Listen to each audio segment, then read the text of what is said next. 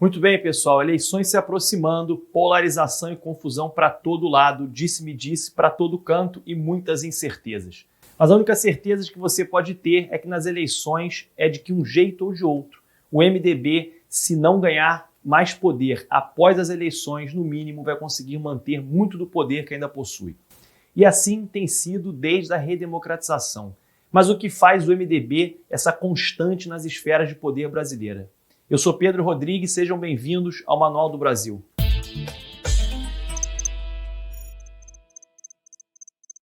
Durante os anos de governo do PT, era comum políticos e analistas dizerem que não se governa sem o PMDB, antigo nome do atual MDB. Muitos militantes de esquerda, inclusive, davam a entender que o único motivo do PT, em alguns momentos, não lembrar muito um governo de esquerda era devido à influência do PMDB e à necessidade de se construir diálogo com os políticos de centro. De um certo modo ou de outro, seja na época do PT, seja hoje, o MDB nunca conseguiu lançar figuras carismáticas no poder como Lula e Bolsonaro, e sempre esteve no outro lado da mesa, como representante de um certo fisiologismo ou clientelismo, como uma força sempre presente na política brasileira que assumia diferentes formas conforme a necessidade e a época. O MDB seria o maior símbolo dessa política com quem os heróis de cada época deviam e devem negociar. Já falamos em diferentes vídeos sobre o que é clientelismo e fisiologismo político, como em nossos vídeos sobre a governabilidade do presidente e sobre a extensão dos seus poderes. Dado o cenário político nacional, partidos mais fisiológicos como o MDB e outros partidos ligados ao centrão são difíceis de estarem fora do poder em qualquer governo que seja. E é plausível afirmar que, se não exatamente nesse momento, pelo menos ao longo da história recente da democracia brasileira, o MDB foi a maior força e exemplo desse fisiologismo político. Mas temos que lembrar também do papel que o MDB original cumpriu como oposição à ditadura e como um dos principais centros de agregação das forças que levariam à redemocratização. Então, o que levou a essa transformação do MDB? O que, na essência do partido, o levou a essa situação?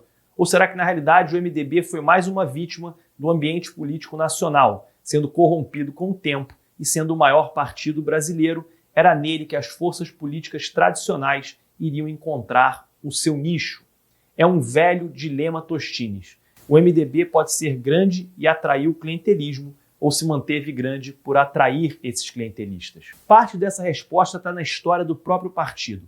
A gente já vai dar uma olhada nessa história. Mas antes, se é a sua primeira vez aqui no nosso canal, já aperta esse botão vermelho aqui embaixo para você não correr o risco de perder os vídeos que ainda vamos lançar nos próximos dias.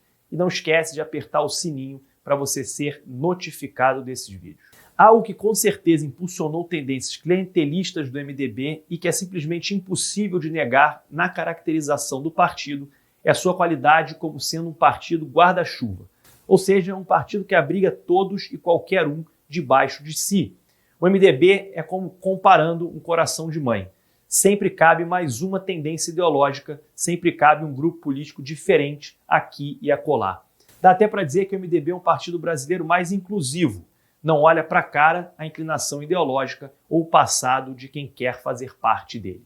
Brincadeiras à parte, de fato, o MDB é melhor classificado como sendo de centro, por haver tantas linhas ideológicas dentro dele de tendências tão diversas que, na média entre elas, o MDB acaba se situando no centro. Pelo menos é o que uma pesquisa publicada em 2020 pela Universidade Federal de Pelotas aponta. Mas no fim o MDB acaba sendo um centro somente porque uniu tantas tendências divergentes que, numa média, elas se anulam ou se aproximam de tendências mais centristas, como o liberalismo de centro-esquerda ou de centro-direita. E claro, essa abertura toda beneficia quem não tem inclinação alguma a não ser se manter no poder o quanto puder. E a história do partido começou na redemocratização com uma colcha de retalhos de grupos opositores à ditadura. Começou com um partido de tendência progressista, mais indefinido ainda que o PSDB no seu início. No esforço de se manter com essa força progressista, o PMDB se permitiu aliar com todo tipo, inclusive antigos adversários, anteriormente apoiadores da ditadura. O partido nunca teve em sua origem algo muito bem definido mesmo, e o que facilitava a entrada de diferentes correntes de qualquer modo. Isso, unido à necessidade de firmar-se no campo eleitoral, pode ter feito do MDB pouco mais que um partido guarda-chuva. Essa até parece ser uma tendência política no ambiente partidário brasileiro, de incerteza e indefinição na origem, unida ao ambiente típico de um presidencialismo de coalizão que força não só a negociação, mas a aliança entre grupos com interesses muito distintos. Dessa união nascem partidos pouco coesos e instáveis, como o MDB e outros, ou partidos totalmente dependentes de uma figura carismática única, como o PT de Lula, ou qualquer partido que se propõe a aceitar o presidente Jair Bolsonaro, seja o PL hoje, o PSL ontem ou qualquer outro amanhã. Mas, para ilustrar esse meu ponto, vamos dar uma breve olhada na história resumida do PMDB, desde a ditadura, passando pelo período em que se chamava PMDB e chegando ao atual MDB. No início da ditadura militar, entre março de 64 e outubro de 65, o Brasil ainda vivia num ambiente político multipartidário, obviamente muito limitado pela força dos militares, mas também assim um multipartidarismo. Mas a partir do ato institucional número 2, as limitações cresceram. Foi concedido mais poder ao executivo e as eleições para presidente e para governos estaduais passariam a ser agora indiretas. Além disso, a ditadura extinguiu os partidos existentes e estabeleceu um sistema bipartidário, com a Arena representando o governo e o MDB, ou Movimento Democrático Brasileiro, representando a oposição, que só seria oficializado em março de 66. Como única oposição possível de oposição à ditadura, o MDB acabou recebendo diferentes grupos políticos, membros do PTB trabalhista, do PSD moderado, correntes socialistas democráticas e demais correntes democráticas que não eram socialistas. Apesar de receber todo tipo de político opositor aos ditadores, o MDB teve uma vida dura, limitando propositalmente pela ditadura. O MDB, durante boa parte do regime, esteve atrás da Arena e era sempre a minoria. O próprio fato das eleições para o executivo serem indiretas prejudicava muito o partido, já que nesse tipo de eleição os eleitores votam em membros de um colégio eleitoral que, por sua vez, elegiam o presidente ou o governador. O colégio eleitoral, na época, obviamente, era completamente favorável aos militares, o que configura um enorme desafio para o partido MDB se ele desejava mesmo vencer a ditadura nas urnas. Apesar disso, com o tempo, o MDB começou a crescer na Câmara dos Deputados e no Senado, especialmente após uma campanha eleitoral nas urnas em 73. Daí, você deve estar se perguntando como os militares permitiram esse tipo de campanha. Bem, na realidade, nada parecido havia ocorrido no Brasil desde 64, de tão bem estabelecido o poder dos militares, então eles nunca se preocuparam, na verdade, com esse tipo de coisa, e nem com o crescimento da oposição. Isso quer dizer, nem com o crescimento da oposição até 77. Nesse ano, o presidente Geisel fechou as duas casas legislativas, porque agora, com um bom número de parlamentares do MDB, o Congresso Nacional não aprovou uma reforma do judiciário vinda do Executivo. Após isso, o presidente Ernesto Geisel instituiu que nas eleições seguintes, os senadores também seriam eleitos de modo indireto, ou seja, através do colégio eleitoral, que sempre elegia candidatos favoráveis à ditadura. Mesmo assim, o MDB continuava sendo uma crescente ameaça à ditadura, o que, unido a diferentes outros fatores, fez com que a ditadura voltasse ao multipartidarismo, visando assim fragmentar essa oposição que era forte. Foi assim que em 15 de janeiro de 80 morria o MDB e dava espaço para o PMDB, que seria crucial no desenvolvimento da redemocratização, com nomes marcantes como Ulisses Guimarães, o senhor Diretas, uma das figuras principais, se não a figura principal, da aglutinação de forças no movimento Diretas Já.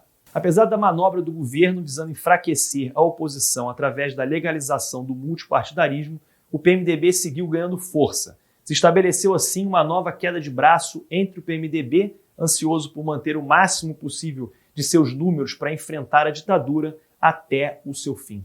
E nessa disputa, o partido decidiu aceitar até mesmo ex-adversários, que buscavam desvencilhar seus nomes da ditadura para manterem força política na nova República Democrática. Então o PMDB passou a aceitar políticos vindos do PDS, que era o novo nome daquele partido Arena ligado aos militares, partido de apoio à ditadura. Tanto que nas eleições de 85, a última eleição para presidente indireta, a qual o PMDB venceu, o vice de Tancredo Neves do PMDB era José Sarney, político que fez sua carreira no Arena e que acabou assumindo a presidência após a morte de Tancredo. Desde então, o PMDB tem estado sempre próximo do poder. No papel, fazia oposição a Collor, mas haviam nomes PMDBistas no governo de Collor. No governo de Itamar Franco, fez parte de uma enorme coalizão a favor da governabilidade do ex-presidente mineiro. No governo FHC, o partido ficou dividido. Parte seguia apoiando o presidente Tucano, tendo PSDB e PMDB feito parte da coalizão em favor de Itamar e dado sucesso ao Plano Real, mas parte, incluído o próprio Itamar, passaram a fazer oposição não tão ferrenha à FHC. Nos governos de Lula, o PMDB de início ocupava uma posição também não muito ferrenha, mas logo iniciaram negociações que fizeram até mesmo os setores PMDBistas simpáticos à FHC a se aliarem ao PT de Lula. Após isso, a relação entre PT e PMDB seguiu boa, até, é claro, o impeachment da ex-presidente Dilma. Havia um atrito entre o governo da ex-presidente e o seu vice Michel Temer, do PMDB. Com Dilma cassada, Michel Temer assume e, de modo similar ao governo de Itamar, forma-se sua volta uma coalizão para garantir estabilidade nesse momento pós-impeachment. Com o impeachment da ex-presidente Dilma e a crise político-econômica de 2014, que uniu um péssimo desempenho econômico com escândalos de corrupção ligados ao PT, o eleitorado foi perdendo muito rapidamente a confiança nas instituições políticas, especialmente nos partidos. Por isso, que em agosto de 2017, o PMDB decide voltar a se chamar MDB. Agora eu quero saber de você, o que você acha de todo esse movimento e dessa história?